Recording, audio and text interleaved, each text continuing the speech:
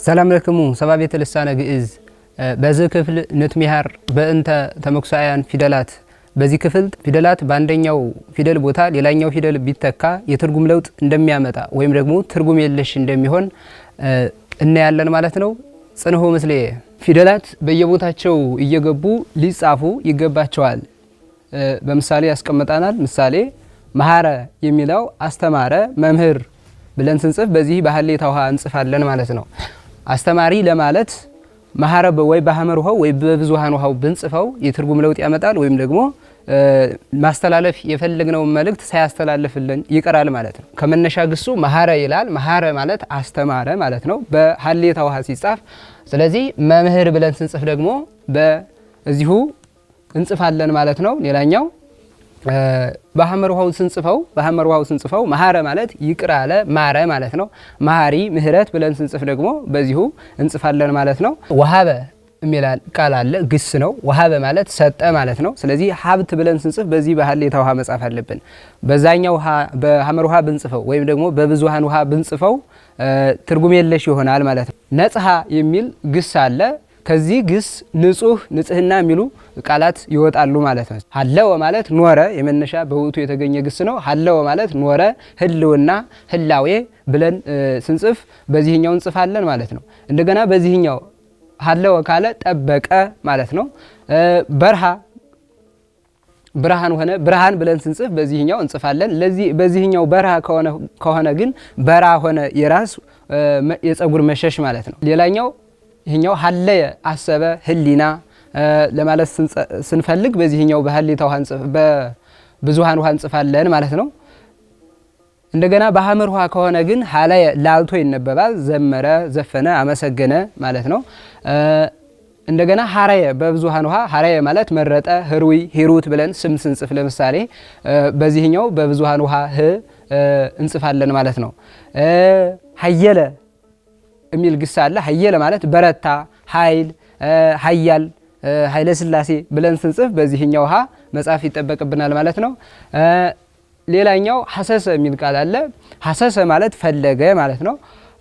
ግሱ ነው የመነሻ ግስ ነው። ሐሰሰ የሚለው ፈለገ በውቱ የተገኘ ግስ ነው።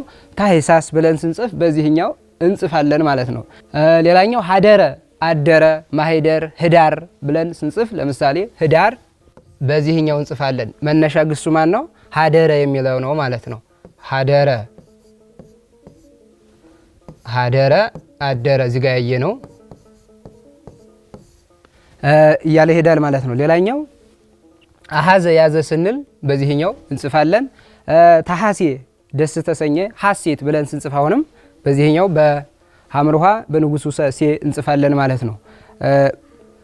ተፈሳሐ ተደሰተ ፍስሐ ብለን ስንጽፍ በተመሳሳይ አሁንም በዚሁ ፍስሐ ማለት አማርኛ ትርጉሙ ደስታ ማለት ነው።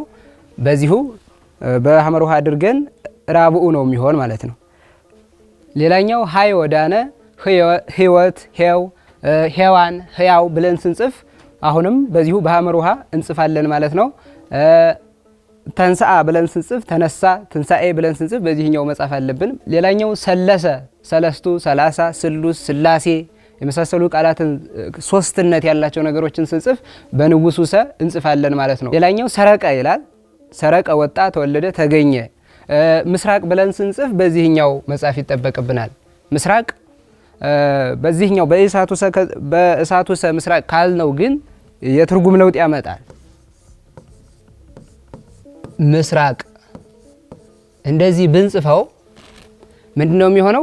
እዚህ ጋር ሰረቀ ማለት ቀማ ወሰደ ሰረቀ ስለሆነ ትርጉሙ ምስራቅ ማለት የወንበዴዎች የቀማኞች መሰብሰቢያ ቦታ ነው እንጂ የፀሐይ መውጫ የሚለውን አናገኘውም። የፀሐይ መውጫ የሚለው ግን መነሻ ግሱ ሰረቀ የሚለው ነው። ሰረቀ ወጣ ተወለደ ተገኘ የሚለው ነው። ከዛ መጻፍ የሚጠበቅብን በዚህ መጻፍ ይጠበቅብናል። በንጉሱ ስ ምስ ራቅ በዚህ መጻፍ ይጠበቅብናል ማለት ነው።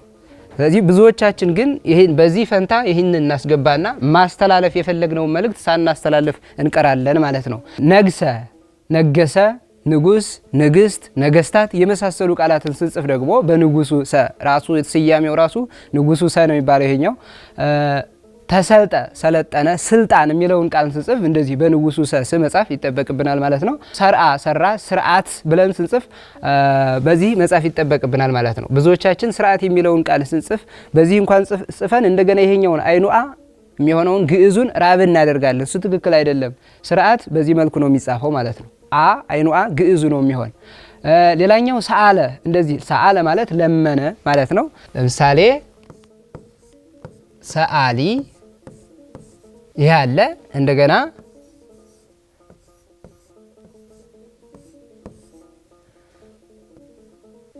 ሁለቱ አሉ ሰአሊ ሰአሊ። አሁን ይሄኛው ከሆነ ሰአሊ ለማኝ ነው የሚሆነው። ይሄኛው ሰአሊ ከሆነ ግን ስዕል ሳይ ስዕል ሳይ ነው የሚሆነው። ስለዚህ ሁለቱን አውቆ መጻፍ እኛ ስዕል ሳይ ለማለት ፈልገን በዚህኛው ከጻፍ ነው ማስተላለፍ የፈለግነው መልእክት ቀርቶ ሌላ የማይሆን ነገር ወይም ደግሞ ለማኝ ነው የሚሆነው። ይሄኛው በዚህኛው ሰዓሊ ስዕል ሳይ ለማለት ፈልጋችሁ ሰዓሊ በዚህ ከጻፋችሁት ሰዓሊ ሳይሆን ለማኝ ነው የሚሆንባችሁ ማለት ነው። ሰናይ አማረ ሰናይ ሰናይት ብለን ስንጽፍ እንዲህ እንጽፋለን። አሁን የብዙዎቻችን ስህተት ከዚህ ላይ ነው። ሰናይ አማረ ለማለት ፈልገን ሰናይን በዚህ በኢሳቱ እንጽፈዋለን።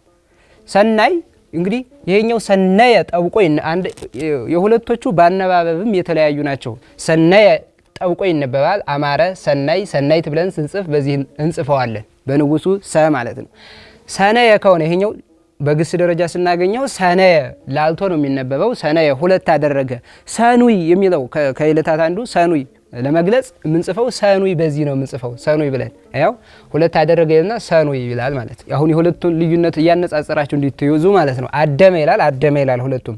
ይሄኛው ላልቶ ይነበባል፣ ይሄኛው ጠብቆ አደመ አማረ አዳም እዚህ ጋር ይወጣል። አዳም ያማረ ማለት ነው። አዳም ማለት እንደገና ይሄኛው አደመ ከሆነ ቀጠረ ነው። አሁን እድሜ የሚወጣው ከዚህ ጋር ነው፣ ቁጥር ጋር የሚያያዝ አደመ።